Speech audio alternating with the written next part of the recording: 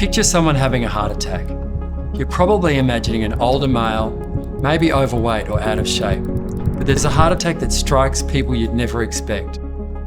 It's called Spontaneous Coronary Artery Dissection, or SCAD for short. It's a dangerous condition that involves the tearing of a heart blood vessel. It's behind a quarter of all heart attacks in women under the age of 50, and often strikes in people that are otherwise fit and healthy.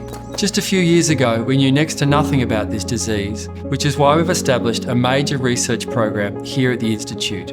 We started with just a few SCAD survivors, but now have hundreds of Australian women and a few men who have given us their DNA. It's allowed us to build a database which is shedding light on the causes of SCAD. Through this, we've already identified several key genes associated with SCAD, including PRACTA1. It's a result of research taking place in our laboratory, where our scientists are able to create and study SCAD in a dish, undertake sophisticated computer modelling, and embark on international collaborations. We owe it to these women and to future generations to find out the cause so we can develop preventative treatments to stop SCAD heart attacks.